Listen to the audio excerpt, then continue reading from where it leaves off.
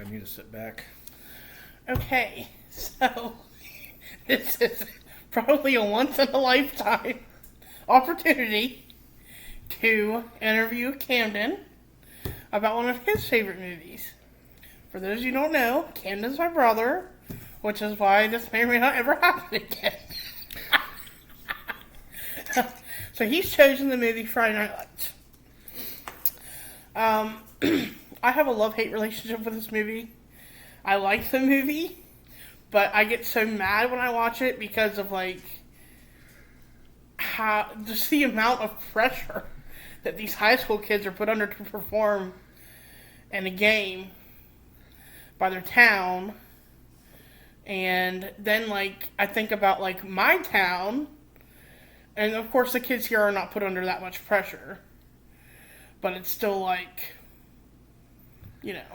I thought it was going to be because I watched it every year before two-a-days. No, that is not it. We did watch it quite a bit, though, when we were in school.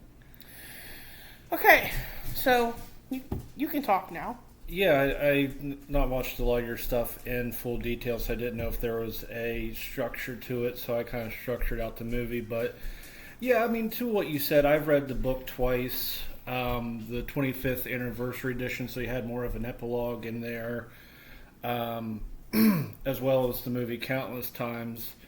But you are right. The amount of pressure that these kids were under, which looks rough in the movie, it's much worse in the book. There was, I recall there being a snippet in the book about an athlete that lost a testicle because he played with it swollen but could not fathom missing a game for it, and so the doctor, if you would have came to us sooner, we could have helped. But that was just kind of what was expected, right? Yeah. Billingsley's father in the book, very reminiscent of some of the guys I was coached by. I think Billingsley he dislocates his shoulder in the movie. I can't remember what happened in the book that he was talking, but his dad thought, no sympathy because you think that's bad. I played with 2 broken wrists. Right. It's it's really hard to get any type of sympathy or an understanding, but Texas football is different. If you recall the movie The Express, there's 2 things down there in Texas. There's God and there's football. Right. It's really high up there. When I went to Wyoming, I actually ran into a couple that were from Texas. They look straight out of Texas. I mean, starch pants, everything else, at least the boy, cowboy hat, and then the girl was just a Texas 10, Right. And so we got to talking about football, and the way that they talked about football made me uncomfortable. At least she did. She referred to getting the next generation ready, that it was their duty to be breeders. Oh, jeez. To feed the programs. Yes. That was her words. I'm like, that is extreme, but that is, how serious that Texans take football down there. Right. It is on a level that we can't really fathom right. in Ohio. And we're a pretty good football state. I mean, a lot of famous coaches have come through this state. The Browns used to be good. Of course, that was back in the day with Jim Brown, Ohio State's perennial powerhouse. And then we have a lot of our high schools be top recruits for colleges. So, the 2-time Heisman winner, was he from Ohio? Archie. I don't know if he was born here, but he was from Ohio State. Yes. Yeah. Yes. If you wanted to get into movie from here, at the very beginning we've got, and I kind of like how they kind of world build a little bit with the people calling into the radio station. I don't know of a radio station that was quite like that in this area, but we did have J.J. Huddle, which was... Oh, I remember J.J. Huddle. Arguably as toxic, with people just make up fake screen names to rant and start drama. Mm-hmm. Me personally, the only time I've experienced something close to that was not through the radio, but in person when I would work Sundays at Wendy's, and people would just tell me how much we sucked to my face. Mm-hmm. And since I was at work... I had to smile and say, enjoy your meal. Was not a fan of that. Yeah. I kind of just made notes as the movie went. So one of the first characters we're introduced to from the team is Mike Winchell, who you're better with actors' names than I am. But it's Lucas Black. He was in Sling Blade. He was in NCIS, New Orleans. I felt bad for his character because he had so much going on at home, and he obviously didn't want to really talk about it with anybody. I relate a lot to Mike, and of course him and Billy Bob Thornton had been together in Sling Blade. I do like he's got the most authentic Texan accent in the whole movie.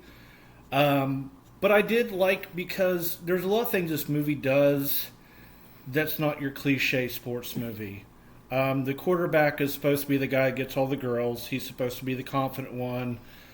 And Mike Winchell is none of those things. And in real life, he was very much similar to that. They did exaggerate stuff with his mom. I don't know if they went into detail with that. I don't know that the author would ruin privacy to that nature. Mm-hmm. Like, he went into the town, but he didn't really go into the lives of the kids to that great of a detail. Right. In the book, there was a offensive lineman he followed. He is not mentioned in the movie, really. So the movie was shot out of Kansas. Mm-hmm. That's why you're able to get the small town vibe in the movie. Odessa is not really a small town. You can argue it's anybody that grew up anywhere, whether it's a city, whether it's a small town. You always have that feeling of when you're younger of wanting to leave, find yourself, be your own person. So kind of hard to do that. But I guess I said all that to say Booby could not run to football practice because there was like a freeway. Right. So this movie came out in 2004. Ratliff Stadium was built like right before that movie was made. So that was a brand new stadium. One of my managers from Rogue had actually ran on the track there when he was in high school, so he got to be there. I think, the cast in this, I think they look like football players. Mm-hmm. I think they made good-looking football moves. I think Booby had the best lines in the whole movie. Right. He is the most quotable. I think he had the best acting performance because he gets you to feel a certain way about him. Right. You like him or you hate him, and that's exactly how his personality was in real life. Right. The real Booby Miles actually does a few cameos. He's got no speaking lines, but he's just there reacting on the coaching staff. Kind of a tragic character. The author in the 25th edition is meeting Booby in prison and just had a struggle life. And the author, for some reason, really kept going out of his way to help him. People are nuanced and contain multitudes. Is anybody truly good or bad? But... well, yeah, and I think that's one reason why I have that love-hate relationship with this movie is that Booby was like... His uncle, who was at all the practice with him, LV, just like freaking talking him up constantly, and Booby had that arrogant air about him. I think because of all that talking up about him, but then to see his world crash, and knowing that his chances of whatever his dreams were gone. We're getting ahead of my notes here, but yeah, I'll agree with that. The book got a lot of controversy. Like, it was praised everywhere else, but it was hated in Texas because they let him in, and then they read the book. Oh, by the way, the author's got a connection to Bill Belichick. Him and one of Bill's, Ernie Adams, all went to the same prep school together. And so he was originally going to write a high school book out of Pennsylvania, and Ernie goes, "Nah, you want to head down to Texas. That's where real football's played."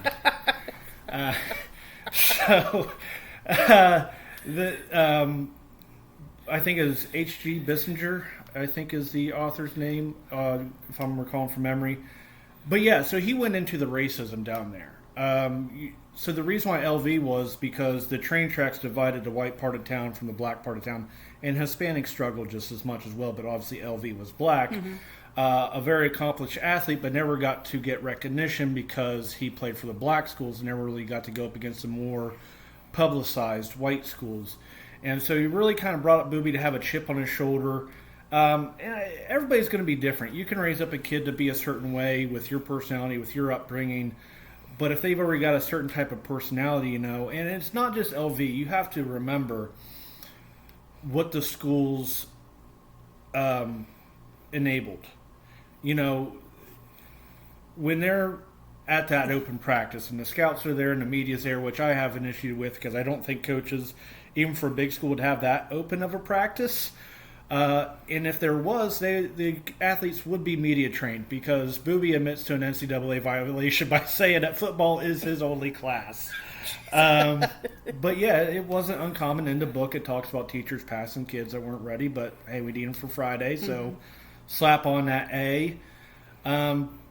So when you're hearing it from everybody of how good you are, and to pull a joke from the book about some of the racism is one of the coaches told the author, "What do you call a black guy that can't run a football?"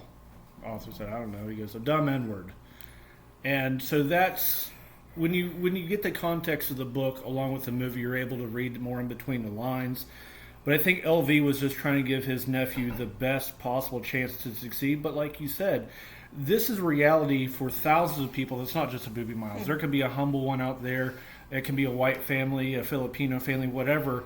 It doesn't even have to be football. Your dream, because it is so hard to get by in America now, is to be that millionaire athlete that can give back to the community that you grew up in. Think of Marshawn Lynch. He's always giving back to Oakland. Or the people that helped you get there.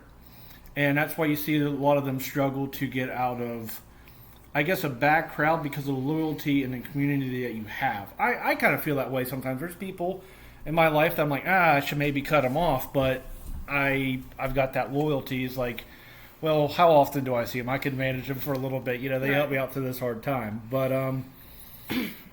I like the contrast. You've got in the locker room, you've got the loud talking Booby versus the silent leader and Ivory Christian, who I don't know why they made these changes. Ivory was a middle linebacker, not a defensive end. And then Chavez, the safety, number 4, was a defensive end. So maybe it's just because the people they found to act could not reasonably look like those positions. Right. Now, Ivory, is he the one that was coloring his shoes? No, that would be Comer, which was played by the actor that kind of went crazy. I think it was Action Jackson, or no, not. It was the famous Jet Jackson. Famous Jet Jackson, yes. Waterbug. Yeah. Yes, he was. That was Coach Johnson's favorite part in the movie. Because he loved when all the athletes lined up on the sideline before the two-a-day. He goes, "That's unity right there." And I'm like, again, that's how Coach also liked to view his stuff. I just found it funny that was his favorite part in the whole movie. Open practices. Let's see where Oh yeah. So back to the open practices. So I can't name names, but Billingsley's father goes onto the field when he fumbles and physically assaults him in front of everybody. News crews, collegiate scouts, coaches, everybody. We never had something to that extent. It was at practice. Actually, it's kind of worse. It was at a game. But a parent came down to the field and let their son know that they were playing horribly and laid hands on him. If anybody knows that, you can put the pieces together. But if not, it's a mystery. But that I witnessed that. It was hard to watch Tim McGraw play that part. I'm not gonna lie. He played such a smarmy character, and he had to. But for his first, I think that was his first acting role, or was Black Beauty? It was Flicka. Flicka, okay. Either way, it's kind of like, to me, it resembles George Clooney, where my favorite George Clooney character next to Oh Brother Where Art Thou is from Dusk Till Dawn, because George Clooney doesn't play a lot of villains. Right. And I thought Tim McGraw played a wonderful villain. Yeah. He did what he had to.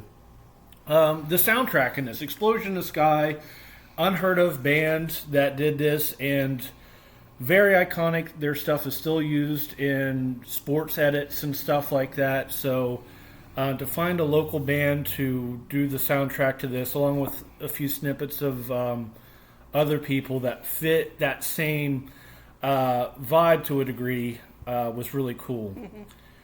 At the practice, they're doing what is called, remember, where one person's standing in the center and just everybody's just smashing the crap out of this person. That's called bull in a ring. That used to exist. And that to me is just a CTE circle now. Mm-hmm. That I don't see what purpose it served other than just beating the crap out of your players. I don't think that's done anymore. If it is done very hush-hush. I know Barnesville stopped doing it a long time ago. I was still in high school when we stopped it. But, yeah, that's what that is for anybody that watched that and didn't know that. So when they're at the, I don't know what you want to call it, like a drive-in, it kind of looked like, remind me a little bit of like a Texas version of Fairyland, like bigger. Yeah. So that guy, he reminds me of Billy Ray Cyrus. The guy, get you one of these, Babies and Memories. That's Christian Kane. I don't know who that is. He was in the show Leverage. And he was also in Secondhand Lions. He played the younger Huck, Robert Ball's character. Okay, cool. But yeah, so that to me is, I don't want to say it's prevalent, and a lot of people I personally know don't feel this way, but I know there's probably some that like high school are the best years of your lives, and that is the most peaked in high school statement like ever. And to a degree, when you're playing in front of a crowd like that, and you're being you're getting all these accolades and treated different, I can understand. It's why some pro athletes struggle after retirement. There's just nothing that can fill that void or that rush like that crowd, like that game, like everything else. But it just, I don't know. That just always stood out to me. Well, I mean, in the case of like this movie, I mean, they played their I don't know if they're playoff game or their state game like at the Astrodome, right? I mean, you're playing in one of the biggest stadiums in the country. Again, done for the movie. That did not happen in the book because Houston is nowhere near a neutral site. Right. It would have been San Antonio. And yeah, done for the movie. Austin Carter didn't play them in state. It was the semifinals. Okay. But yeah, getting ahead of me on the notes there. But yeah, you're right. I mean, Hollywood got to raise up the stakes. Right. You know what I mean? I already said I love Mike Winchell's accent. So the booster meeting. So there's Coach Gaines. He's sitting there in there with all these, I'm assuming, oil tycoons, right? And the one woman talking to him is, I like the subtle use of glances between Gaines and his wife to talk like, and they didn't get much into Coach Gaines in the book as far as his personality to a degree, bureaucratic, silent, that type of thing, but that's basic. I know famously he would say goodbye to his wife in like April or something, say like see you in 7 months or something, like that was his full-time job, and it was very consuming. You're there. I mean, a lot of coaches do this, the booster meetings and all these different types of stuff, and depending on what school you're at or whatnot, it's going to be different on whether or not you have an enjoyable time or not. Right. And they did not look to be having a good time. The one woman was talking about the size of the kids, and I think that was just to kind of the movie to be self-aware of, like, I know we casted these guys for these roles, and they're kind of undersized compared to a D1, football school in Texas. Of course, that was a use of the only hard R that I can recall in the movie. But again, to show the racism. And of course, sitting there, we haven't even played the first game of the season. We're already talking about the last game of the season with Midland, which, Barnesville's had some rivalries, but it's never been anything like that I can think of. I mean, we've got rivalries and it gets heated, but it's not obsessive. But of course, what's fan short for? Fanatic. Right. So the fans are not usually the most level-headed. Well, I mean, like, when that cop pulls up to those boys, like, I think this is, like, first practice or whatever, or media day or whatever. They're like, you boys gonna win state? Yeah. And that was the, after the party, and it was, like, the sheriff. And, it kept showing everybody had a state ring to show the tradition there and the expectation for the next generation. So in the weight room, it shows Booby sitting there with Chavez. He's reading all his letters from these places trying to recruit him, and of course he can't read. What's that word? Distinguished. Locally, can I think of an athlete like that? There is one that made it to college and briefly for a short time in the NFL. I never met the player personally, but the word on the street was he was very dumb. To the point where the coaching staff would have to draw dots, throw it here specifically. They had to dumb it down for him. I don't know how prevalent that would be. There's also very intelligent football players when you look at an Andrew Luck, and others of that nature. Richard Sherman is incredibly educated, had a 4.0 all through college, all that stuff. Very well spoken. But yeah, Booby kind of got passed along, and this was before No Kid Left Behind with Bush. So, what's this note here say? Okay, that was that joke. So it shows this team from Kansas. I don't even remember the college's name, but they drove 14 hours to Winchell's house, right? And he goes, the mother goes, you offering? Because we'll sign right now if you're offering. And he goes, no, we're just interested. No coach in their right mind drives 14 hours to recruit a kid without an offer. Right. I'm sorry. I get it. It's to show the despair. I think it could have been a phone call. This meeting could have been an email. All those types of things. But no, that was just, again, because it's cinema and that's a medium, you have to show the situation in a way that's visual sometimes. So the injury, first game, and Booby gets injured. That actually happened in the preseason. I believe it was called turf toe. I think him playing on again caused him to injure his knee, if I recall. But no, it did not happen in the game. But of course, Gaines is listening to the radio as he's driving home, and everybody's just ripping him. And I've kind of been a part of that to where there was a play call that normally you would not have called, but it was a situation. An athlete's injured that you know about, that the rest of the town doesn't know about, or something to where you have to accommodate for something the rest of the crowd's unaware of. It could even be, why aren't you running this? Right. For example, I ran into Brady Treherne at Punk Festival, and I was asking him, from the playoff game that I'd watched in Hamilton, Ohio, their last season. And I said, hey, I was seeing something. What were you guys seeing on film? I was aware enough to ask him, what did you guys see on film that did not make you think this was open? And he explained it, what their defense was doing and how they kind of tried to get you to want to go there. Because it was a bluff the whole time. They would have stopped it.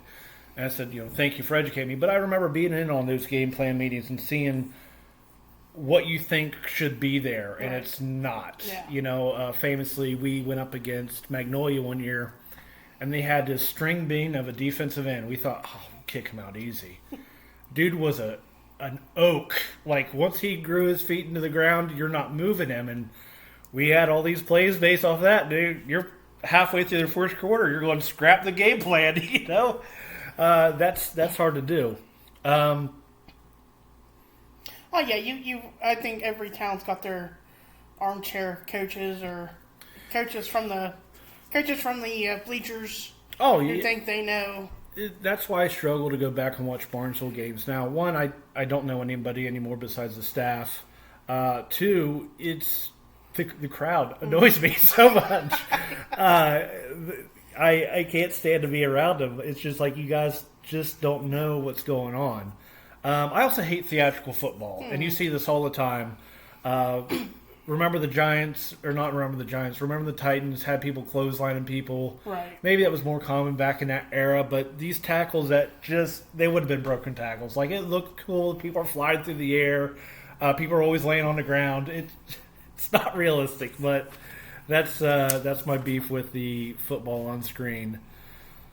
Coach screaming at Gomer because he lost his helmet. Again, this did not happen, but his voice breaking and that high pitched, reminds me of some coaches I had or coached with, or even myself. I've had that to where you go to raise your voice, and your voice cracks, and then it's like, well, they got to be able to take me seriously. The character assassination of Coach Gaines, when Booby gets his leg injured, and the guy's like, I'm pretty sure it's a tear, and he goes out, hey, it's all right.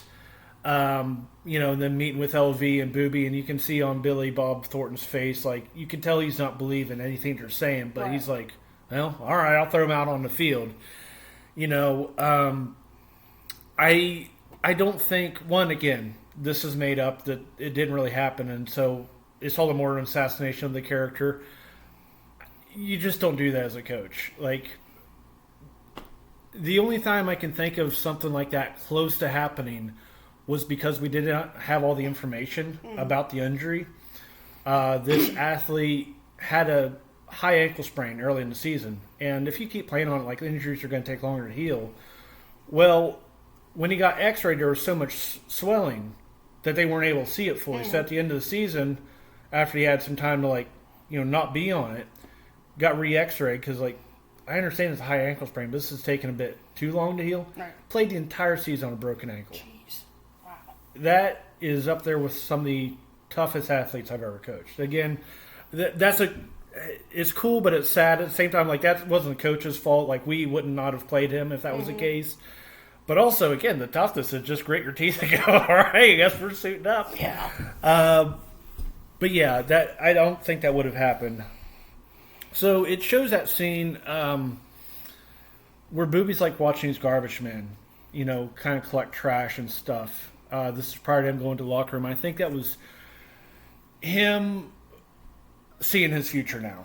Yeah. It's no longer the cars and the women and all this stuff. It's now a job where you're barely making ends meet. And then he goes to the locker room.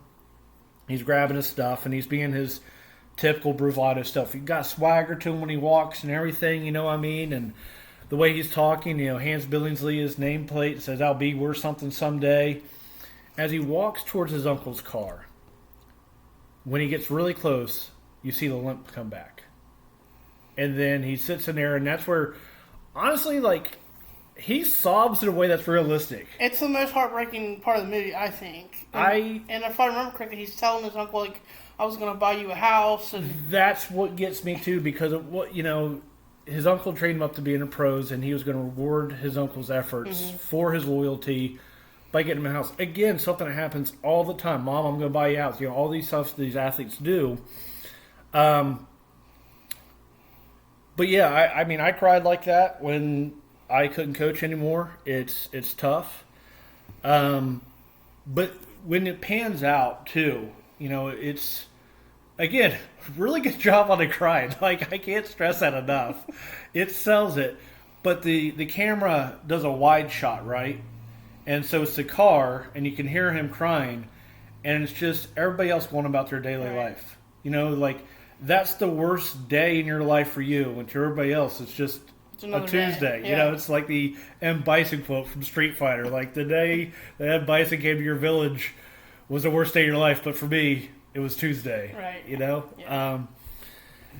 So Winchell's curse monologue as him and Coach Gaines are driving to the coin flip, which is not movie nonsense. That actually happened for some reason in Texas to decide a three-way tie was a coin flip at a truck stop. Okay. Yes, but he's talking about, you ever feel cursed? It reminds me of Keanu Reeves' quicksand speech in The Replacements. But when you live a life like Winchell, where you're young, not only are all these expectations put on you as a football player, but all these expectations are put on you as a man because your mom's sick, disabled, whatever. Your dad's not there. Maybe died in an oil field. Maybe he left. I don't know. He's got an older brother that's clearly doing his own thing because he got to leave. And there is that feeling because your allowance of risk. When you hear all these entrepreneurs talk about just go out there and do it. Well, you've got all this risk that you can keep failing, and you've got this. This is the margin of error for somebody like him, right. And that is a nice edge. And I kind of get that. Within that same scene, it's flashing back and it's showing Tim McGraw talking about his dad. He's a take a bullwhip, cut it up into 13 knots, and beat him in the gut. And, of course, that's child abuse. But he's recounting that almost in like, I don't know. Again, Tim does a good job with his facial expressions, like the subtlety of the lines that he's delivering. And you get this like sadness that he went through it, but then he relates that to, that's how I feel when I watch you play football, because Billingsley had been living with his mom. It's not said in the movie, but in the books he had moved down with his dad. I think he was getting in trouble at his hometown school, so he drove down there, and his dad's like, well, if you're going to be here, you're going to be a football player. Another poignant scene for me is the duct tape with the football. Yeah, that's probably the most creepy scene because the way he looks at that girl. Yeah. But I mean that's another one that did not help him with his fumbles at all. Right. But also within that, back to what I was saying, there was a local author named James Wright that wrote a poem called "Autumn Begins in Martins Ferry, Ohio." I remember reading that in high school. Did you read that in high school? I learned about it in college, but to this day it still gives me chills every year when I read it. Yeah, it's got some dated language in there, but essentially, "Bad fathers make good football players" was like the point of the poem. Right. Very short poem, but his recounting of his abusive childhood reminded me of that. From Martins Ferry, Ohio, by the way. Tiltonsville, I thought. No, I'm not sure. Oh, I thought he was from Tiltonsville, which He very talks close. about, he mentions Tiltonsville. Oh, okay. So like I said, they didn't play Dallas Carter and State. It was actually the semifinals. It was not a very close game. Kind of had some adverse rainy weather that made it more difficult. Can't recall where the game was actually played. It was played outdoors, but it wouldn't have been the Houston Astrodome. San Antonio would have been the most neutral site for them to play, but I don't recall if that's where it was. And then all the race stuff that they did at the very tail end with the administrator and the head coach, how they did not. You don't separate a referee group. Right. You keep them together. That didn't happen, but again, you have to. It's almost like they had to create a villain at the end to make you not like them. And of course, every football player for Dallas Carter looked 40, and all this stuff. They were barking, which again, I feel like I don't know if it's a dog whistle, but that didn't become a thing. It might have just happened, but I want to say Miami football, or at least the Ravens in 2000 did that, but I can't imagine 88 per Dallas Carter did, but I could be wrong. Billy Bob Thornton improvised the locker room speech at State. He talked about that on the Rich Eisen podcast. Pretty much he had pulled emotions from he had been wronged in a business venture with somebody close to him or something like that, and so he used his emotions to craft that speech. The reason why I think this movie stands out, outside of possibly Any Given Sunday, I don't recall the ending of that. Did they lose the final game in that one? I don't remember, but I know Moneyball they lost, but that was to be accurate to the actual Athletic A's. Yeah. But I mean, they did lose in real life. It just wasn't State, and I think that's something that a lot of sports movies don't have, is showing that loss. Given that there can only be so many winners, there's way more losers in a season. I think a lot of people find that more relatable, and the emotions that those players had. Like Mike Winchell bawling on that reminds me of when Barnesville lost to Warren JFK. I mean, I was a sophomore, and these seniors, who I thought were like God amongst men, were crying. Not that I thought any less of them, but it's like it was the equivalent of seeing your father crying. Right. It was that big of a difference. Yeah. It is a very emotional ending, and of course it finishes with Coach Gaines wasting no time to prepare for the next season by taking down names and coming up with his roster for next season. And for a coach of that size of a program, football is a 365-year job. It's not with these smaller schools where coaches wear multiple hats and coaching different sports. Right. That is what you're paid to do, and you will be fired if you don't do it right. And yes, I mean, that's the notes I had on this. If you had any other stuff I didn't bring up? Well, I think right up against Friday Night Lights for the love-hate relationship I have is the song "Boys Will Fall" by Kenny Chesney. It gives me the same feeling. It came out when I was in high school. I mean, every year the moms, do their Facebook post with "The Boys Will Fall," and there's the videos with it, and it's like the high school football players' anthem, and it's just it places everybody up on a pedestal, and for that small amount of time in a year, the cheerleaders, coaches, and players are placed upon this pedestal, and they're watched by everybody in town, and they're adored by everybody in town, but as long as they're winning. I wasn't part of a lot of wedding programs, so. And then there's the parades, there's the homecoming parades, and the bonfires, and yeah, I mean, football is the biggest sport in America. Mm-hmm. Some of that is, are you just trying to make it memorable for the kids? Right. Winning is a recruitment tool for these smaller public schools. You know what I mean? I had spoke to a few people that have been on Shady Side's coaching staff when they were still good, and they were good for a long time for a school that size. And the hours, I remember we'd spend Sundays, I get off work at Wendy's, go into the coaches meeting, and we'd be there for a few hours, depending on the team. But, I was listening to, there was a guy that was on Shady Side staff that I went to OUE with, and he was talking about, we left at 3 in the morning. I'm like, 3 in the morning? And it's just different schools have different expectations. I coached at Barnesville, Union Local, and Shenandoah, and you wouldn't think a 20-minute to a 40-minute drive would make a big difference in community and expectation and practice and all. It was worlds different. A big struggle. The only time I really felt in place was at Barnesville. Everything else, I definitely felt like a fish out of water. Well, I worked in the town. I'm not going to name the town because it's going to be too obvious if I name it. But the street that the stadium's is on is named after the coach. Yeah. And that may be as close to Texas football as we come in our little corner of Ohio, because it is literally a religion down there. Yeah, that county, there was another coach that also had, quote, about as long of longevity and success, but you could argue maybe that particular coach that I'm thinking of watered down his schedule too much and thus had less respect around the valley than the other coach. But, the coach you're thinking of was kind of like the Joe Paterno of the valley, coached for decades. Yeah. And,